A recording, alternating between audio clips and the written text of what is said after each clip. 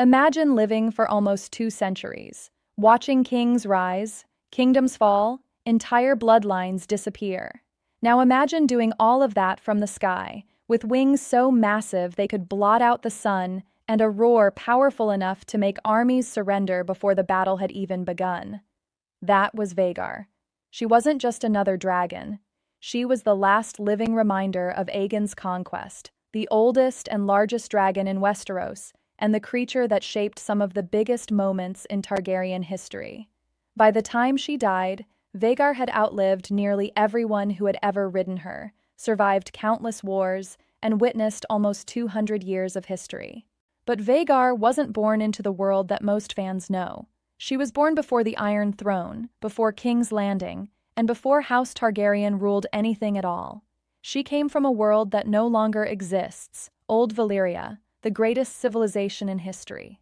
Today we're following the complete life of the most feared dragon ever to live, from the glory of the Freehold to the fiery conquest of Westeros, and finally to the brutal civil war that nearly wiped dragons from the world forever. Nobody knows the exact year Vhagar hatched among the smoking volcanoes known as the 14 Flames, but she was already alive before the Targaryens escaped the doom of Valyria.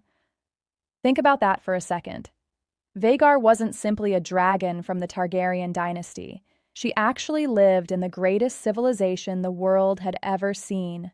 Old Valyria stretched across much of Essos, ruled by powerful dragon lord families who controlled hundreds of dragons. Its cities were filled with towering black stone buildings, incredible wealth, powerful magic, and knowledge that would eventually be lost forever. Unlike most creatures, dragons never truly stop growing as long as they live. And that simple fact would eventually turn Vhagar into an absolute titan. Then everything changed.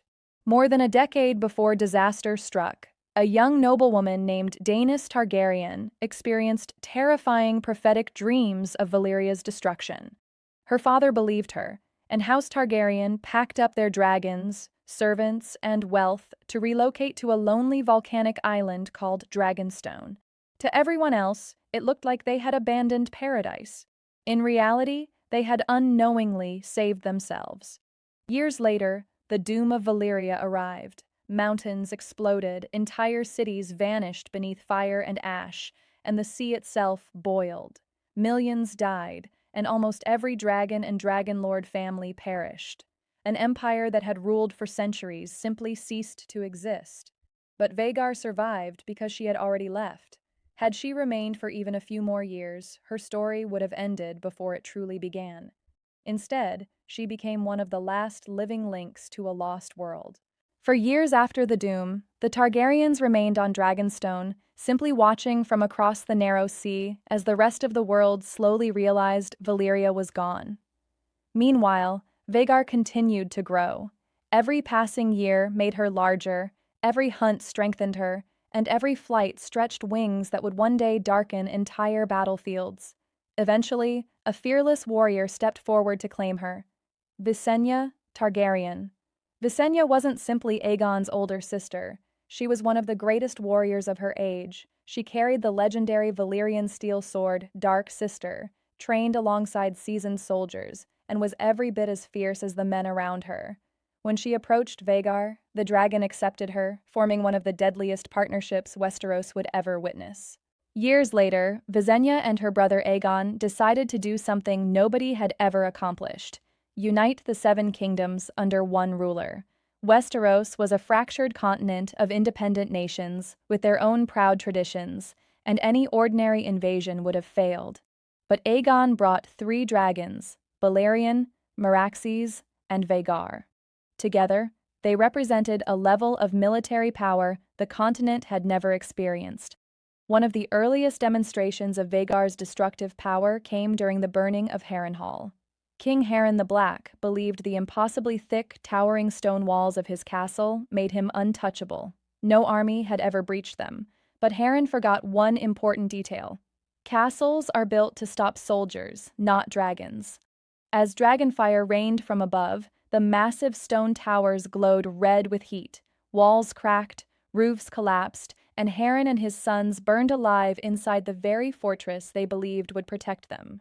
If anyone still doubted the Targaryens after that, the Field of Fire erased those doubts forever. The kings of the Reach and the Westerlands combined their forces, believing tens of thousands of soldiers would overwhelm Aegon's smaller army. But as the armies advanced, three enormous shadows passed over the battlefield. Velaryon, Caraxes, and Vhagar unleashed a sea of flames across the dry grass. Armor became ovens, horses panicked, and entire formations collapsed within minutes. Thousands died where they stood, and the battle reminded generations what happened when armies challenged dragons in open combat. Many lords bent the knee willingly, realizing resistance was pointless. Conquering Westeros wasn't always simple, though. The Kingdom of Dorne refused to fight in open battle. Instead, they launched surprise attacks and disappeared into deserts and mountains. You can't burn an army that refuses to stand still, making Dorne one of the few campaigns where even dragons couldn't guarantee victory. Even so, as peace settled across Westeros, Vhagar's role changed from conqueror to ultimate symbol of Targaryen power. While generations came and went, she just kept growing. At first, she was merely enormous, then the size of a castle tower, and eventually so large that people struggled to believe she was the same creature. Her teeth were said to be as long as swords, her claws could tear through stone, and the earth itself seemed to shake when she landed. When Queen Visenya died, Vhagar returned to Dragonstone riderless. For years, the largest dragon in Westeros slept among the smoking cliffs, waiting for someone worthy. Approaching an ancient dragon is incredibly dangerous. One wrong move, and you are reduced to ash before you can scream. Eventually, Prince Baelon the Brave claimed her. Baelon represented a new generation born into a kingdom created by fire and blood. A fearless warrior who loved flying, Baelon patrolled the realm with Vhagar, reminding everyone that House Targaryen's strength had not faded. Under his care, Vhagar reached unbelievable proportions, outliving 2 entire human lifetimes. Her scales grew thicker, her horns longer, and her shadow stretched across the sea. She had become a living legend long before her death. When Baelon died of a sudden illness, the old dragon found herself waiting once again. The next person to claim her wasn't a seasoned warrior, but a young woman who loved the sky just as much. Laena Velaryon. Laena had dreamed of Vhagar for years, and where others were terrified, she showed pure courage. Dragons don't choose riders based on strength alone, they recognize confidence. Laena approached Vhagar as an equal, and the two became inseparable. Unlike previous riders whose lives were shaped by duty and war, Laena simply loved to fly. Together, they spent years soaring across Essos, visiting the free cities and gliding over landscapes far from royal responsibilities. No armies below, no castles to burn, just an ancient dragon enjoying some of the happiest, most peaceful years of her long life. But tragedy struck when Laena's next childbirth went terribly wrong. Knowing she wouldn't survive, she chose a dragon rider's death. She walked outside to Vhagar, looked into her eyes, and commanded, "Dracarys." For a moment, Vhagar seemed reluctant, as if she understood exactly what her rider was asking. Then, with heartbreaking obedience, she unleashed her fire. For Vhagar, it was another devastating loss. This was the third rider she had outlived. Humans measure life in decades. Dragons like Vhagar measured it in generations. The ancient dragon returned to waiting, her scales scarred from a lifetime of existence. Then, one night during Laena's funeral at Driftmark, a young prince named Aemond Targaryen quietly slipped away. Aemond was constantly mocked by his siblings and cousins for being the only child without a dragon. Desperate to end his humiliation, he approached the sleeping Titan completely alone. Standing beneath a creature whose head was larger than a horse, Aemond refused to run when Vhagar woke and growled. He climbed onto her back, and Vhagar launched herself into the night sky. In a single flight, the weakest prince transformed into one of the most dangerous people in Westeros. But that triumph came at a cost. Laena's furious daughters and cousins confronted Aemond for stealing the dragon so soon after the funeral. A vicious brawl broke out, and in the chaos, young Laena Velaryon slashed Aemond across the face with a dagger, blinding him in his left eye. Years later, Aemond would say it was a fair trade. He lost an eye, but he gained Vhagar. The hatred between Aemond and Lucerys simmered for years until King Viserys died and the realm split in two. Queen Alicent's supporters, the Greens, crowned Aegon II, while the Blacks supported Princess Rhaenyra. This was the Dance of the Dragons, a civil war where dragons would fight dragons. None inspired more fear than Vhagar. She wasn't the fastest anymore, but she outweighed nearly every other dragon by an enormous margin. One bite from her massive jaws could end a battle instantly. The first major tragedy occurred at Storm's End. Lucerys Velaryon arrived as a messenger on his young dragon, Caraxes, only to find Aemond and Vhagar already there. Lord Boros Baratheon forbade violence under his roof, but once Lucerys flew out into a raging storm, Aemond pursued him. At first, it was a cruel game of cat and mouse. But dragons are not slaves, they have instincts and emotions. Frightened beyond control, Caraxes suddenly turned and blasted Vhagar with fire. It barely scratched the behemoth, but it was enough to enrage her. Ignoring Aemond's frantic commands to stop, Vhagar lunged forward, her massive jaws snapping Caraxes and Lucerys out of the sky. The war had truly begun, and Vhagar was the Greens' greatest advantage. Castles reconsidered opening their gates, and armies altered their routes just to avoid her. She was now nearly 180 years old, looking like an ancient relic from another world. Soon, the war brought Vhagar to the bloody Battle of Rook's Rest. Princess Rhaenys arrived on her magnificent dragon Meleys, only to fall into a trap. King Aegon II descended on Sunfire, and Vhagar burst from her hiding place below. Despite the overwhelming odds, Rhaenys refused to flee. The three dragons collided in a fierce aerial battle of teeth, claws, and fire. Meleys fought with incredible speed, wounding both opponents, but Vhagar's sheer size eventually made the difference. The old dragons seized Meleys with overwhelming force, sending them crashing to the earth. Princess Rhaenys was killed, Meleys was destroyed, and King Aegon suffered horrific, permanent injuries. Victory had come at a cost, proving that even the mightiest dragon could bleed.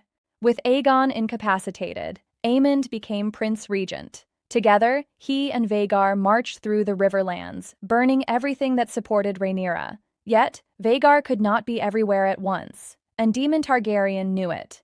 Daemon understood Vhagar better than anyone because his late wife, Laena, had ridden her. He knew she was unbelievably powerful but slowed by age, relying on brute force rather than agility.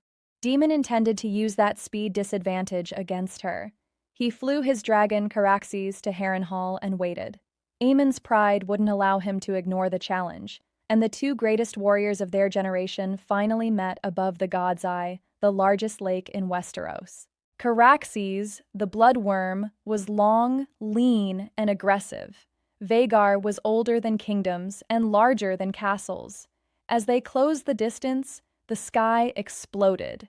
Caraxes darted forward, twisting around Vhagar and sinking his teeth deep into her neck. Vhagar answered with crushing power, ripping into Caraxes with her claws.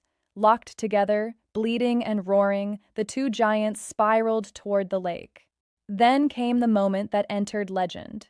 Daemon unfastened his saddle chains, stood up, and leaped through the open air from Caraxes onto Vhagar. Before Aemond could react, Daemon drove the Valyrian steel sword Dark Sister straight through his nephew's remaining eye, killing him instantly. An instant later, the dragons slammed into the God's Eye. The impact was catastrophic. Waves crashed and steam filled the air. Caraxes managed to crawl onto the shore before dying of his wounds, but Vhagar never surfaced.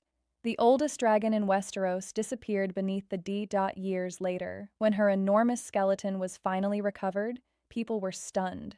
Her skull alone was larger than many carts, and her jaws could have swallowed a horse whole. With her death, an entire era came to an end.